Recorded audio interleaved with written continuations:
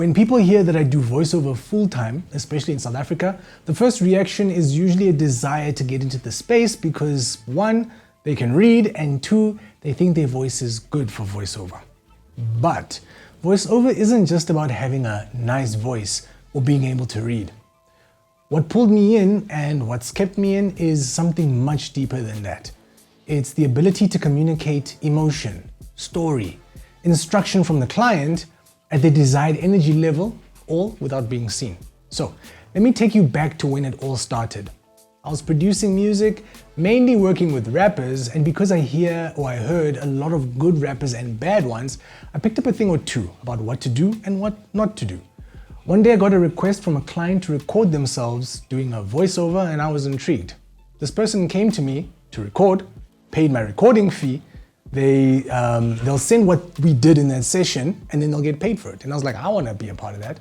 So I did a demo and I started emailing that demo around. And I even sent it to another voiceover where I got a little bit of a critique. And although their advice was probably top notch, I had no frame of reference. So I didn't know how to implement his feedback. Fast forward a few years and I found myself setting up my first Fiverr profile. I was on there mainly for mixing and mastering, but got curious when I saw other South African voiceover artists on there. I set up a profile using those old samples, not expecting much. What I thought would be my secondary source of income off Fiverr quickly became all that people wanted from me. No one wanted mixing and mastering. I recorded my first 30 to 40 jobs using an Audio-Technica 80-2020, a staple mic for any beginner voiceover artist, and I had a UR22C Steinberg audio interface that I was using. With voiceover, the jobs were a lot faster than when I was doing music stuff. With beats, I was always chasing the next placement or reworking a mix. With voiceover, I could wake up, knock out a script, deliver it within the hour, and actually get paid that same week. So it became scalable, it became predictable, and it was repeatable. Now don't get me wrong, it didn't blow up overnight. I started with Fiverr, like many people do, and if you've seen my other videos, you'll know now that I've done over 800 orders, mostly with 5-star reviews, but back then it was just a small gig on the side. At that time, I presented myself as a physiotherapist who did music production with a little sprinkle of voiceover on the side. Voiceover had other plans though. One client turned into 2 into 10, but the jobs weren't always easy. I got asked to do everything from deep cinematic intros to hyper-fast legal disclaimers, a lot of e-learning work and small ads from small brands, and each time I had to adapt to the next job. I Googled pronunciations all the time. I had to learn how to say things, not just to say them. And I had to get comfortable with silence between words and lines, the pacing, breath control. And most of all, I had to learn how to take direction, sometimes from clients who didn't know what they wanted themselves. Let's talk gear for a bit. I upgraded my mic to the SE2200 now, which is what I used to use recording artists.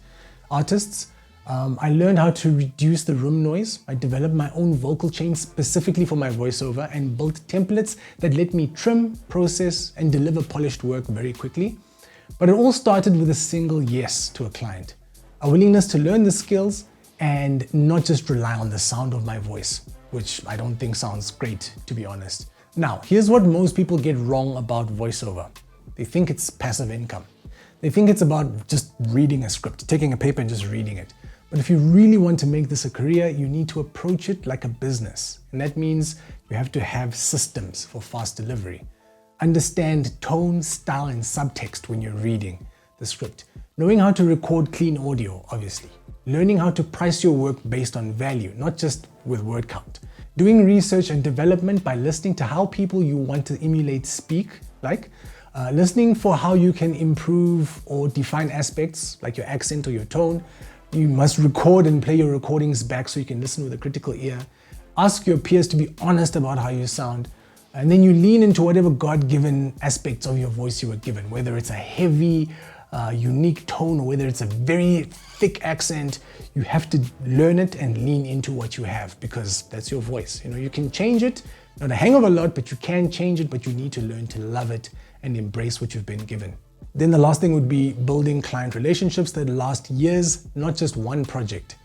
If you've watched my video on building trust as a freelancer, you'll know how important that last part is. VoiceOver gave me the income flow I needed so I could pursue music production and content with more freedom.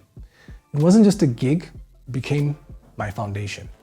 And when it took over my primary source of income, I no longer had to work as a physiotherapist, which was amazing. I resigned from that job and it gave me time and energy to lean into more into improving my craft and getting better at voiceover. So if you're new to voiceover or you're still figuring it out, just know that you're not just selling your voice, you're selling consistency, clarity, confidence, and connection. Every time you deliver a read, you're showing someone what their message sounds like when it actually lands. If that excites you or you're already deep in it, hit subscribe. I'm going to be diving deeper into delivery techniques, gear, mixing, pricing models, and how to build this out as a sustainable arm of your creative business. Drop a comment if you'd like me to do a video on my actual voiceover vocal chain or possibly how I record. I'll see you in the next one. Peace.